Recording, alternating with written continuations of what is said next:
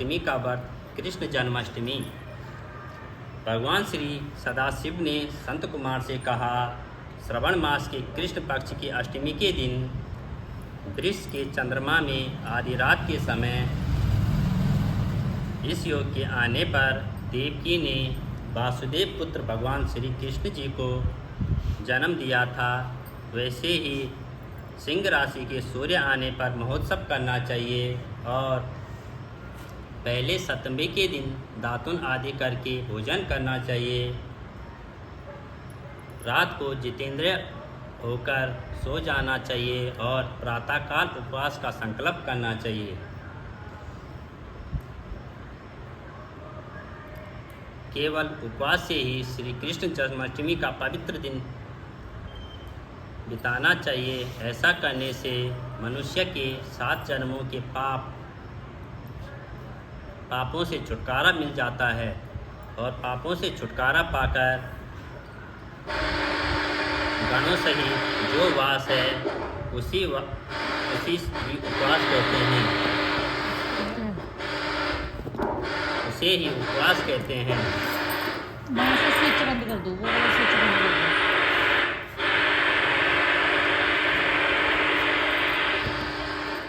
उसे ही उपवास कहते हैं। आ जाओ।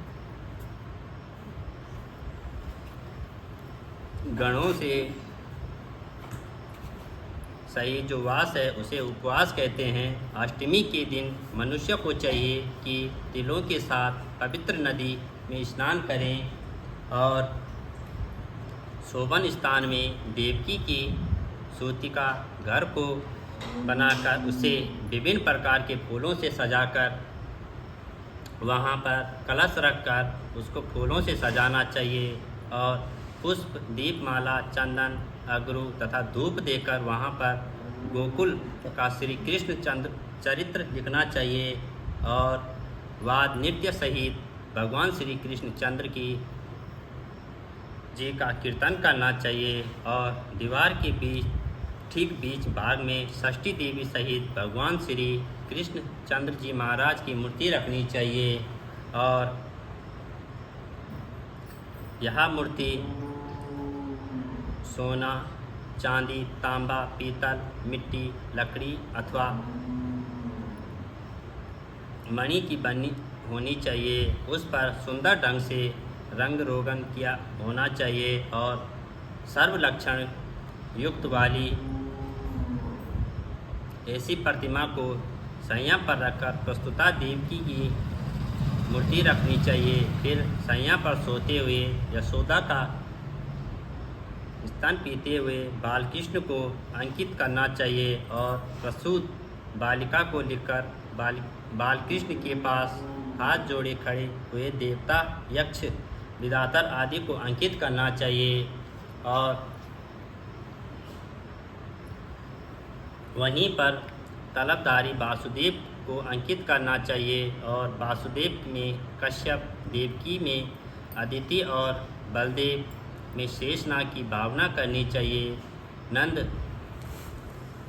दक्ष प्रजापति, गर्ग, ब्रह्मा एवं अप्सराएं, गोपी, गोप देवता और कालनेमी, कंस और उसके भेजे हुए असुर, विषासुर, धेनुका, शुर, कुबल्यापीड़, केसी आदि शस्त्रधारी दानव तथा यमुना दहन में कल्यानाग अंकित करना चाहिए। जो कुछ भगवान श्री कृष्ण जी महाराज ने चरित्र किया है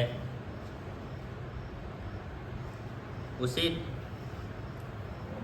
लिखकर भक्ति के साथ भली पूजा करनी चाहिए और सता वेणुवादी निनाद सहित ज्ञान आदि के किन्नरों द्वारा स्तुति की जाती है तथा श्रृंगार, दर्पण, दुर्वा दधि कलश धारण करना चाहिए और किन्नरों से सेवित अपने निवास स्थान पर खूब प्रसन्न मुख वाली, पुत्र वाली व देव माता देवकी कृष्ण से सहित वासुदेव के साथ चरपाई पर लेटी हुई दिखनी चाहिए और विधि ज्ञान को सब नासार्थ आदि में प्रवण तथा अंत में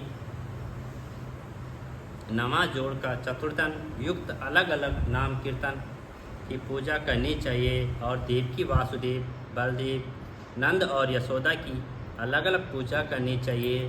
और चंद्रोदय हो जाने पर भगवान हरि को याद कर चंद्रमा को अर्घ देना चाहिए। और क्षीणों दर्पण संभूत और अत्रिगोत्र संभव और आपको नमस्कार है। हे रोहिणीकांत, आप मेरे अर्घ्य को स्वीकार करें और देवकी सहित वासुदेव का, यशोदा सहित नंदा का और रोहिणी सहित चंद्रमा का और कृष्ण सहित बलदेव का सविधि पूजन करना चाहिए। ऐसा करने से मनुष्य को सभी वस्तुओं की प्राप्ति होती है। और कृष्ण जन्म अष्टमी का व्रत 1 करोड़ एकादशी के व्रत के तुल्य के बराबर होता है।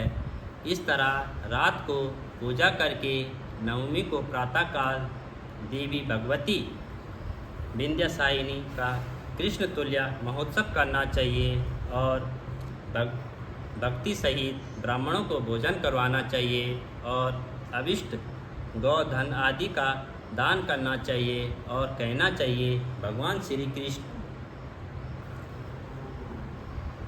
श्री कृष्ण चंद्र जी महाराज मुझ पर प्रसन्न हो और मैं गौ तथा ब्राह्मण रक्षक वासुदेव को नमस्कार करता हूँ।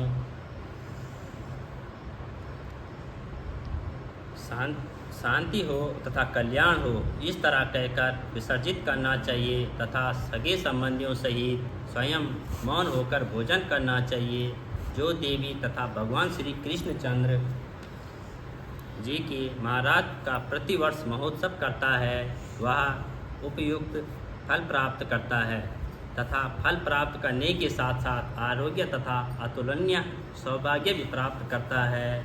इस लोग में धर्म बुद्धि होकर अंत में वैकुंठ हो जाता है। तथा हे तात, मैं तुम्हें उद्यापन के संबंध में कहूँगा तथा उद्यापन किस शुभ दिन सविधि को करना चाहिए। उससे एक दिन पहले केवल एक समय भोजन करके भगवान विष्णु का स्मरण करना चाहिए और भगवान विष्णु का स्मरण करके सोना चाहिए तथा प्रातःकाल संध्या आदि करके ब्राह्मणों द्वारा स्वस्ति वाचन करवाकर आचार्य वर्ण कर ऋषियों की पूजा करनी चाहिए तथा धन का लोभ न करके एक फल, आधा फल, चौथाई फल सोने की प्रतिमा का निर्माण करना चाहिए और मंडप में मंडल पर ब्रह्मादि देवताओं की स्थापना करनी चाहिए और उस पर तांबे या मिट्टी का कलश रखकर उसमें चांदी अथवा बांस का पूर्ण पात्र रखना चाहिए। कपड़े से अक्षित करके साधकर कर उस पर गोविंद की वैदिक या तांत्रिक मंत्रों द्वारा षोडशोपचार द्वारा पूजा करें और देवकी सहित हरि को अर्घ्य देना चाहिए।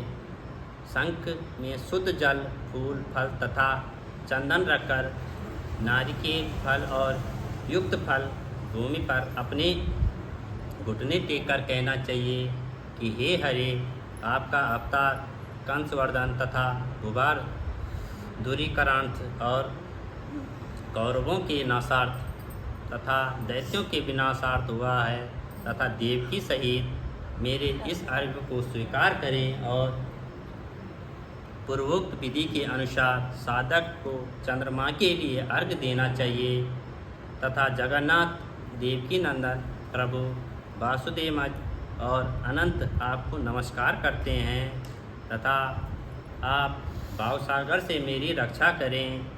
और इस प्रकार देवेश से प्रार्थना करके रात को जागरण करना चाहिए। अगले दिन प्रातःकाल जनार्दन की पूजा करके भक्ति सहित फूल मंत्र द्वारा प्रयास तथा तिल शुद्ध घी से 108 बार होम करके पुरुष सूक्त से हवन कराना चाहिए तथा इंद्र विष्णु इस मंत्र से होम कर पूर्णाहुति शेष करना चाहिए। आचार्य का भूषणा चंदन आदि द्वारा पूजन करना चाहिए और इस व्रत की समाप्ति के लिए एक कपिला गौ देनी चाहिए और पयासिनी, सुशीला, सत्सा और सबगुणा, सब सिंगी रौप्य खुराक, कांस्या, दोहानी, युवा, मोती की पूंछ वाली, तांबे की पीठ वाली, गले में सोने की घंटे वाली, कपड़े द्वारा अक्षित तथा दक्षिणा सहित गौदान करने से व्रत परिपूर्ण हो जाता है। अभाव में दूसरी गौ का दान करना चाहिए और ऋषित्वजों में वर्ण क्रम की श्रेष्ठता से दक्षिणा देनी चाहिए तथा 8 ब्राह्मणों को भोजन करवा के एकाग्र मन से दक्षिणा देनी चाहिए तथा जल से भरे 8 घड़े दान करना चाहिए। फिर ब्राह्मणों से आज्ञा लेकर सगे संबंधियों के साथ मिलकर भोजन करना चाहिए तथा इस प्रकार व्रतोद्यापन करके करे और कर्म करे तो मनुष्य उसी काल पाप से शहीद हो सकता है तथा पुत्र पौत्र धन धान्य से परिपूर्ण हो और इस संसार में विबुद्धोत्तम बहुत काल का सुख भोग कर अंत में वैकुंठ हो जाता है। बोल काशी विश्वनाथ भगवान।